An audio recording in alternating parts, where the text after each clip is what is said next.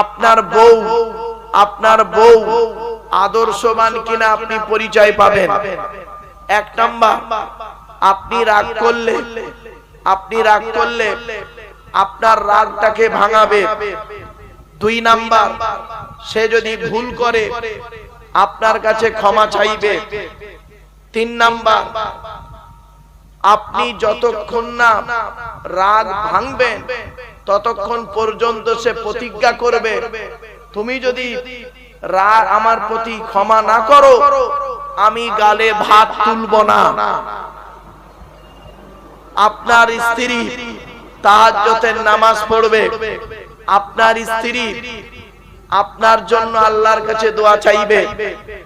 ভালো নারীর পরিচয়, আপনার স্ত্রী আপনার জন্য ভালো কামনা করবে। আপনার স্ত্রী আপনার কাছে কোনোদিন কোনো বাহানা করবে না। বাহানা বোঝেন? বাহানা করবে না। আপনার স্ত্রী, আপনি যখন আপনার স্ত্রীকে ডাকবেন, আপনার স্ত্রী যেখানেই থাকুক না কেন পাগলের মতো ছুটে চলে আসবে আপনার কাছে। এটা হলো আদর্শবান নারীর পরিচয়। আজকে আমরা এই সমস্ত নারীগুলো থেকে ভুলে গেছি, এই সমস্ত নারীগুলো থেকে দূরে সরে গেছি। তাই আপনাদেরকে আমি অনুরোধ করছি, ভালো নারীর পরিচয় কি? ভালো নারীর পরিচয় হলো স্বামীকে খুশি করতে গিয়ে স্বামীর বাপ আর মাকে খুশি করবে। স্বামীকে খুশি করতে গিয়ে স্বামী ভাই বোনকে খুশি রাখবে। এটা হলো ভালো নারীর পরিচয়। আর খারাপ নারীর পরিচয় কি? আচ্ছা, আরেকটা বলি, ভালো নারীর পরিচয় হলো স্বামীর কাছে কোনোদিন অভিযোগ করবে না। স্বামী সাধ্যের বাইরে, স্বামীর সাধ্যের বাইরে কোনো আবেদন করবে না। স্বামীর উপরে জেদ করবে না। ভালো নারীর পরিচয় এগুলো। আর জাহান্নামী নারীর পরিচয় কি? জাহান্নামী নারীদের পরিচয় কি? আপনার বউ যে জাহান্নামে যাবে তার পরিচয় কি শুনে নিন। সর্বপ্রথম হলো আপনার উপরে নাখোশ থাকবে। আপনি আপনার স্ত্রীকে যত কিছু কিনে দেন না কেন আপনার স্ত্রী একটাই কথা বলবে, তুমি আমার কি দিয়েছো? তুমি আমার কি দিয়েছো? আপনি যত কিছু দেন না কেন তুমি আমার কি দিয়েছো? এটাই ওদের কথা। শুধু তাই নয়, এ বাবা এটা বন্ধ করে দাও তো। মা বোনেদেরকে বলছি, মায়েরা বোনেরা, আপনাদের অনেক কথা বললাম। কেন বললাম? আজ বর্তমান সময়ে দেখতে পাচ্ছি স্বামী থাকা সত্ত্বেও কত নারী অন্য পুরুষের সঙ্গে পরকীয়াতে লিপ্ত।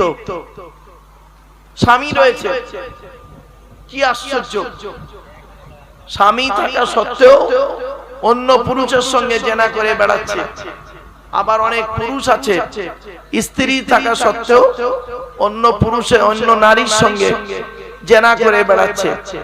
তাই আপনাদেরকে আমি অনুরোধ করে বললাম কয়েক কটা কথা। বাবা, ভাষাগত দিক থেকে ত্রুটি হলে ক্ষমা করবেন।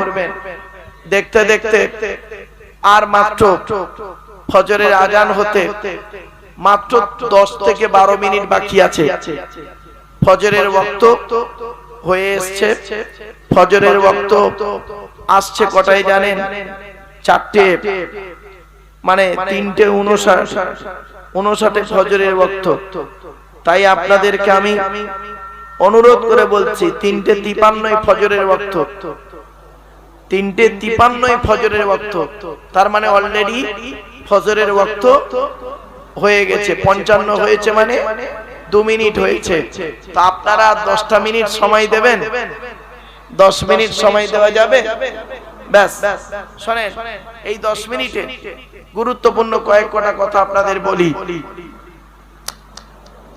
নামাজ আপনাকে পড়তেই হবে। নামাজ কারোর জন্য মাপ নাই। রোজা আপনাকে রাখতেই হবে, রোজা কারোর জন্য মাপ নাই। হজ আপনাকে করতেই হবে টাকা থাকলে, যাকাত আপনাকে দিতেই হবে, আর ঈমান আপনাকে রাখতেই হবে। এখানে এতগুলো মানুষ বসে আছে, অনেকের উপরে যাকাত ফরজ হয়ে গেছে, যাকাত দেয় না। এই কোরআনে 250টা হারাম আছে, 250টা হালাল আছে। এজন্য হারাম খাবার কোনোদিন খাবেন না। লোকের চুরি করা মাল, 2 নম্বরি ছেড়ে খাওয়া মাল, চিটিংবাজি করা মাল, মস্তানি দেখিয়ে গরিবের টাকা ভক্ষণ করা মাল খবরদার খাবেন না। আল্লাহ ছাড় দেয়, ছেড়ে দেয় না। আল্লাহ ছাড় দেয়, ছেড়ে দেয় না। এই কথা যেন আপনাদের মাথায় ঢাকে। 4 নাম্বার হলো কাগজটার নাম কি? নবী বললেন 2 রানের বীজখানে, 2 রানের বীজখানে, অর্থাৎ লজ্জাস্থানকে হেফাজত করো।